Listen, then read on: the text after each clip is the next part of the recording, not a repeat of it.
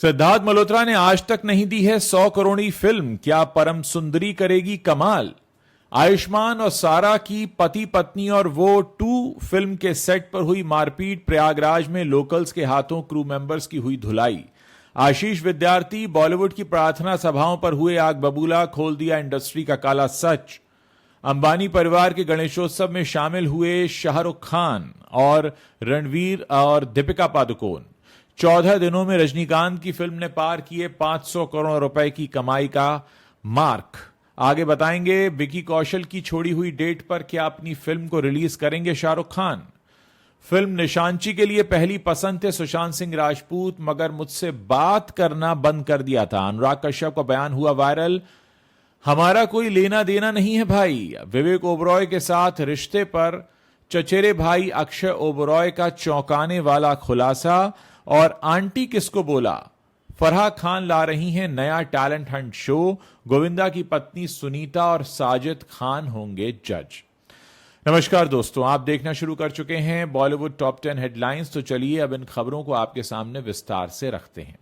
खबरों में आज सबसे पहले बात करेंगे सिद्धार्थ मल्होत्रा की आज रिलीज हुई फिल्म परम सुंदरी की। लेकिन इससे पहले हमारा आपसे एक सवाल है जिसका जवाब आपको कमेंट सेक्शन में लिखकर बताना होगा। सिद्धार्थ ने किस वेब सीरीज से ओटीटी पर डेब्यू किया था? इसके 2 ऑप्शंस हम आपको दे रहे हैं। पहला है इंडियन पुलिस फोर्स और दूसरा है मेड इन हेवन। आज सिद्धार्थ मल्होत्रा की रोमांटिक कॉमेडी ड्रामा फिल्म परम सुंदरी सिनेमाघरों में रिलीज हो गई है। इस फिल्म में सिद्धार्थ के साथ जानवी कपूर लीड रोल में दिख रही हैं। सिद्धार्थ और जानवी की जोड़ी को काफी पसंद किया जा रहा है और रिपोर्ट्स की माने तो यह फिल्म बॉक्स ऑफिस पर काफी अच्छी कमाई कर सकती है। सिद्धार्थ मल्होत्रा की अगर पिछली कुछ फिल्मों की बात करें तो वो बॉक्स ऑफिस पर कोई खास कमाल नहीं दिखा पाई हैं, वो काफी बड़ी फ्लॉप साबित हुई हैं। कोविड के बाद से सिद्धार्थ की 2 फिल्में सिनेमाघरों में आईं और दोनों ही फ्लॉप हुईं। वहीं उनकी शेरशाह और मिशन मजनू ओटीटी पर रिलीज हुई। सिद्धार्थ की जिस फिल्म ने अब तक सबसे ज्यादा कमाई की है वो है 2014 में आई फिल्म एक विलन। इसमें सिद्धार्थ के साथ श्रद्धा कपूर और रितेश देशमुख भी दिखाई दिए थे। एक विलन इस फिल्म ने वर्ल्ड वाइड करीब 153 करोड़ रुपए का कलेक्शन किया था, मगर इंडिया में ये 97 करोड़ 50 लाख रुपीस ही कमा पाई थी। इसका मतलब यह है कि सिद्धार्थ के हिस्से में अभी तक एक भी 100 करोड़ी फिल्म नहीं आई है। आशीष विद्यार्थी ने कुछ समय पहले बॉलीवुड की एक बड़ी कड़वी सच्चाई एक बार फिर से लोगों के सामने रखी थी। आप जानते ही हैं बॉलीवुड में जब भी किसी की डेथ होती है बहुत सारे सेलिब्रिटीज जो हैं वो सफेद कपड़े पहनते हैं और काला चश्मा लगाते हैं और उसके बाद वहां दुख व्यक्त करने पहुंच जाते हैं। लेकिन अक्सर दुख व्यक्त करने के दौरान उनके बीच में कुछ और बातें भी हो रही होती हैं। कुछ ऐसा ही खुलासा आशीष विद्यार्थी ने अपने एक इंटरव्यू में किया है। उन्होंने बताया कि 1997 में मैंने एक प्रेयर मीट अटेंड की थी फिल्म डायरेक्टर मुकुल आनंद की, और उस जमाने में आशीष विद्यार्थी ने बताया कि वो तब नए नए थे इंडस्ट्री में, वो बॉलीवुड की किसी प्रेयर मीट में गए नहीं थे। असल में ये शूटिंग कर रहे थे अपनी फिल्म 10 की, जो कि मुकुल आनंद बना रहे थे। और 10 की शूटिंग के दौरान ही जब अमेरिका में शूट हुआ पूरी यूनिट वापस आई और वापस आने के बाद मुकुल की डेथ हो गई। तो आशीष विद्यार्थी बताते हैं कि मैं उस वक्त नया था। जब मैं पहली बार वहां गया तो देखा सभी लोगों ने सफेद कपड़े पहने हुए थे, काला चश्मा लगाया हुआ था, जबकि मैं रंगीन कपड़ों में पहुंच गया था। बड़ा अनकंफर्टेबल महसूस कर रहा था। फिर लोग जब प्रेयर मीट से जाने लगे तो स्थिति और भी अजीब हो गई। मुझे बाहर निकलते हुए बुरा लग रहा था, लेकिन किसी ने वहां मुझे ऐसे कोहनी से मार के इशारा किया और कहा कि हमें तो बड़ा खेद है, इनकी डेथ हो गई, चलिए अब हम अगली डेट्स पर बात कर लेते हैं कि आपकी कौन सी डेट्स फ्री हैं। तो आशीष विद्यार्थी बताते हैं कि ऐसी बात सुनकर मैंने सिर नीचे झुका लिया और हाथ जोड़कर मैंने जवाब दिया कि भाई मतलब मैं तो हैरान हूं इस तरीके के बिहेवियर पर। दोस्तों, आशीष विद्यार्थी की बात हो रही है तो आपसे एक सवाल कर लेते हैं। आशीष विद्यार्थी को किस फिल्म के लिए नेशनल फिल्म अवार्ड मिला था? राष्ट्रीय पुरस्कार उन्हें किस फिल्म के लिए मिला था? इसके हम आपको 2 ऑप्शन दे रहे हैं। पहला है 1942 अ लव स्टोरी या फिर द्रोह काल। इसमें जो भी सही जवाब है आप नीचे कमेंट सेक्शन में हमें लिखकर बता सकते हैं। पति पत्नी और वो 2 ये जो फिल्म है इसकी शूटिंग चल रही है प्रयागराज में। यहाँ आयुष्मान खुराना और सारे अली खान जो हैं ये उत्तर प्रदेश के प्रयागराज में है, फिल्म की शूटिंग चल रही है। इस दौरान वहां पर एक बड़ा बवाल हो गया है। किसी बात पर कुछ कहासुनी हुई और उसके बाद कुछ स्थानीय लोगों ने इस फिल्म के किसी टीम मेंबर की जमकर पिटाई कर दी। इस पिटाई का वीडियो तेजी से वायरल हो गया। हालांकि बीच बचाव करने के लिए बाकी मेंबर्स भी आए, पुलिस भी आई, लेकिन बात क्या है किसी को पता नहीं है।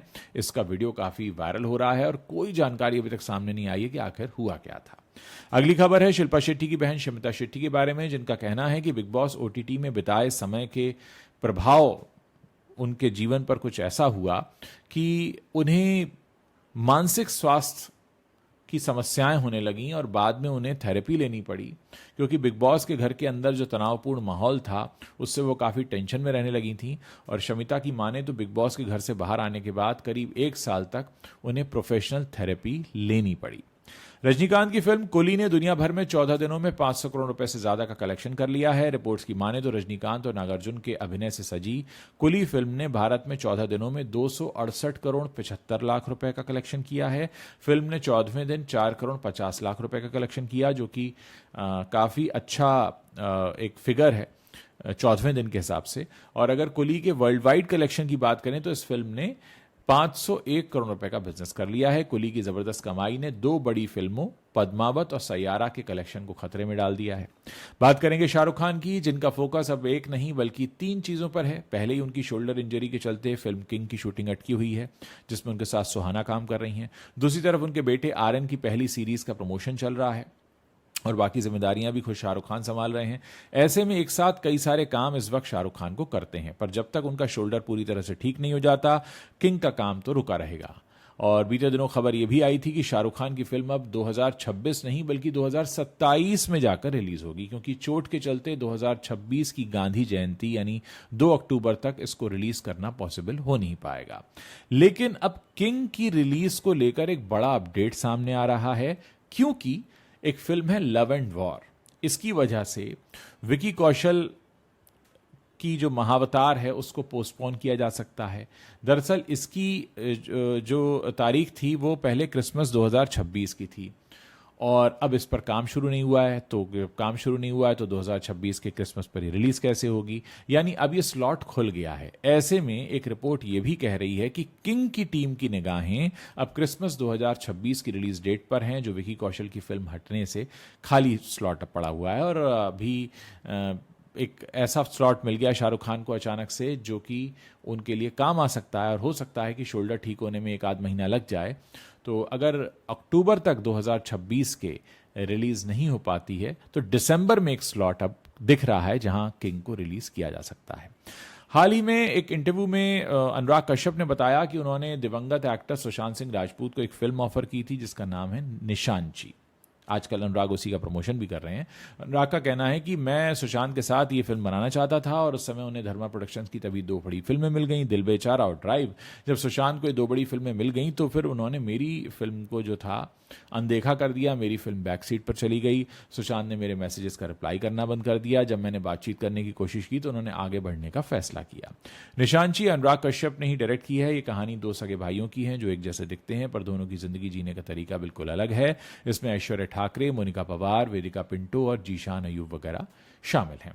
देश भर में दोस्तों गणेशोत्सव चल रहा है। बॉलीवुड सेलिब्रिटीज भी इस उत्सव को मनाते हैं, आप जानते ही हैं। सोशल मीडिया पर दीपिका पादुकोण और रणवीर सिंह का एक वीडियो सामने आया है। ये कपल जो है ये गणेशोत्सव के पावन मौके पर बप्पा का आशीर्वाद लेने पहुंचा है मुकेश और नीता अंबानी के घर पर। और यहाँ पर शाहरुख खान भी दिखाई दे रहे हैं, महाराष्ट्र के मुख्यमंत्री देवेंद्र फडणवीस, उनकी पत्नी अमृता फडणवीस, टीना अंबानी, राधिका मर्चेंट, अनंत अंबानी, ये सब के सब इस वीडियो में दिखाई दे रहे हैं और ये वीडियो इस समय काफी शेयर किया जा रहा है।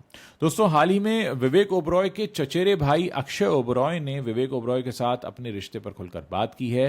विवेक ओबरॉय पहले से ही बॉलीवुड में स्टैब्लिश हो गए थे, हालांकि उनका करियर बहुत ऊपर नहीं गया, लेकिन इधर उनके जो चचेरे भाई अक्षय ओबरॉय, उनका कहना है कि कोई जानता ही नहीं है कि मैं विवेक ओबरॉय का भाई हूं, क्योंकि हमारी फैमिली कभी एक दूसरे के इतना क्लोज रही ही नहीं। उनका कहना है कि सुरेश ओबरॉय और विवेक ओबरॉय बड़े बेहतरीन एक्टर्स हैं, लेकिन मुझे ये बात बताते हुए दुख है कि शायद कास्टिंग करने वाले भी नहीं जानते कि मैं, जो मेरा नाम अक्षय ओबरॉय है, मैं असल में विवेक ओबरॉय का चचेरा भाई हूं, क्योंकि हमारी फैमिली काफ़ी क्लोज नहीं रही। मैं बस अपने रास्ते चलता रहा और मैंने कभी कोई विवेक से मदद मांगी नहीं। हाँ, अच्छा होता कि हम साथ में काम करते, लेकिन ऐसा हो नहीं पाया। फराह खान एक बार फिर सुर्खियों में आ गई हैं। अपने फूड ब्लॉग से अपने कुक दिलीप को मशहूर बनाने के बाद फराह एक नया शो लेकर आ रही हैं। ये टैलेंट हंट शो है जिसका टाइटल है आंटी किसको बोला।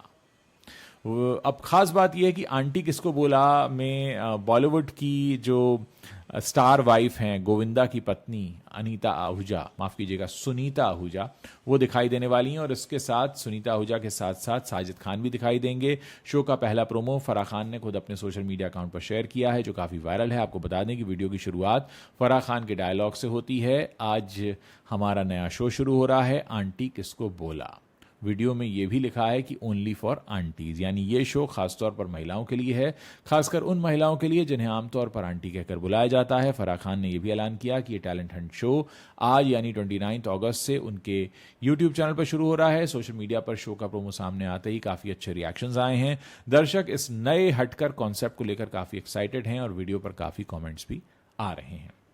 दोस्तों, ये वो 10 बड़ी खबरें हैं जो इंटरनेट पर छाई हुई हैं। अगर आपको वीडियो पसंद आ रहा है तो अपने दोस्तों के साथ इसे शेयर करना मत भूलिएगा।